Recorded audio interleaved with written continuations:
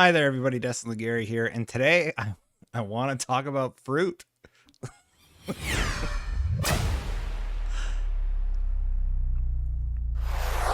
Okay, so there was a viral tweet going around talking about the fruit in Halo Infinite, and basically it's so ridiculous.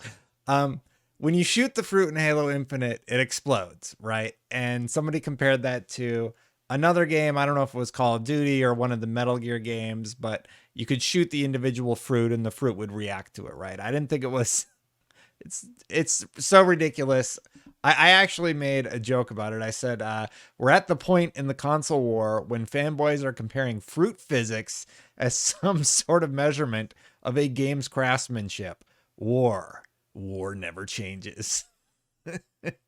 And I have a few videos just about how ridiculous this is all getting, but it was a joke. I think the original poster, and I'm not going to post it because apparently he got a lot of harassment over it. I think the original poster was making a joke about it.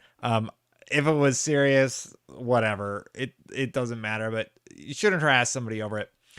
But then I was curious about it, so I actually I actually found a great article explaining why the fruit might react that way from thegamer.com. So I was like, I wasn't going to talk about the ridiculousness of the post, and it is absolutely ridiculous. And if the post was serious, talking about the fruit physics in Halo, oh my goodness, you are just fishing to find something wrong, aren't you? The fruit? Come on. So it has to be a joke, right? I'm giving him the benefit of the doubt and assuming it's a joke. But anyway, then I find this article from thegamer.com. It's from Kirk McKean. Sorry if I said your name wrong, Kirk. But he actually interviewed some people that explained, hey, this might be why the fruit reacts that way and why they might not fix it for full launch. So they said basically, by the looks of it, the fruit in Halo is one single object. So a box of melons is one game object rather than a bunch of individual melon objects. That's from Rebellion lead programmer Rich D. May. When they take damage and die as one big object. This could be for any number of reasons, but usually the fewer objects in the world, the lower the overhead in terms of performance. Fewer objects equals better frame rate. You could do something clever like have the object split into sub-objects when parts of it are destroyed. The destructible scenery on Never Dead work this way, but it all boils down to time and priorities in the end. Does it benefit the game as a whole? And how much does it cost in terms of implementation time and frame rate at runtime? And then the writer actually goes on to talk about the game needs to run at 60 FPS. I mean, yeah, on next gen, but on the older consoles, it actually runs at 30. So on Xbox One, on Xbox One S, on Xbox One X, I believe even through the One X, the game is running at 30 frames per second, though I do believe there is the option to set it to 60 on the One X, but it wasn't functional during the tests. So, I actually think it's sort of a good thing that there's all these people like looking for things about Halo Infinite to talk about. I did a video yesterday, actually, where I talked about how people are saying Halo needs a battle royale or it's going to die. They said that back when it launched, and the conversation's kind of coming back up because there's a VO line in the game where the announcer literally just says battle royale. And I think it's a joke medal or something. We don't know. Anyway, just sort of talking about this idea about the fruit.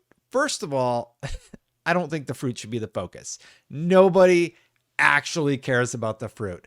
It's like the puddles in Spider-Man. Do you remember when people lost their mind because like there were fewer puddles in Spider-Man and people were like, "Oh, they had to change the puddles because the puddles were too powerful," and everything like that. It's this ridiculous thing where I don't want to be insulting to the people, but the sane people, the adults in the room are just like, okay, like I don't think that's why the puddles are gone. And I believe later it turned out that they were procedural. So now it's fruit, right?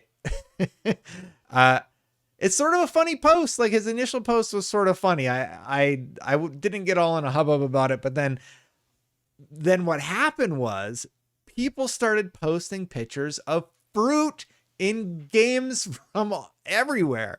Like the fruit in Left 4 Dead 2, I think is really bad, was one of the examples, because you know, somebody can't just make a joke these days. Everything's very serious.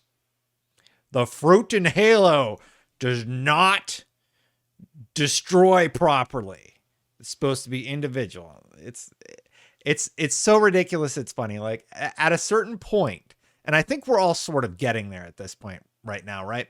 Where I bring up a legitimate concern about something, I get called bias and whatever names you want to call, and and straw man and all this weird stuff. And I'm like, okay, but like, I don't feel like there's a reasonable answer to my question of why Sony should charge for crossplay. It seems detrimental to the industry.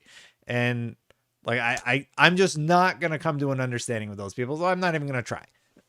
Like, it's like so honestly, that whole Xbox meme with the weight thing where I was talking about 900p versus 1080p, if you haven't seen it, it's now a fruit meme, which I very much appreciate and love.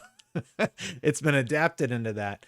But it's sort of that thing when you're actually making a point about something, about how the original Xbox consoles ran at a lower base resolution, and then the PlayStation 4s ran better, and saying, hey, this isn't really a good thing. Maybe Xbox should look into it.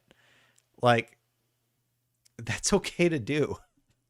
Like, we should be healthily skeptical when you feel like you're getting a subpar service. So that was like 7 years ago, or whenever the Xbox One launched. I don't know. Time is a flat circle, right? It doesn't truly exist anymore since we're all locked in our houses. Fast forward right now, and yeah, you know, Sony is the big dog right now, and they're doing some stuff that we're all sort of questioning. And then there's the whole fruit meme thing going on. I don't know. I just kind of wanted to bring it up because I found this great article from The Gamer, and then they go on to actually talk about the fruit. I'm sorry I'm all over the place this time. Lots on my mind, but then they also have to think about, well, what happens if a needler shoots it? What happens if each type of gun shoots it? And honestly, if they're going to spend any more time on the game, don't worry about the fruit. The fruit is great, 343. It doesn't matter. I'm very happy that somebody had the time during this gaming session to shoot the fruit and then post a funny joke about it, or a controversial joke, whatever you want to call it. That's my 2 cents. I just wanted to sort of share this little piece of insight as to game development.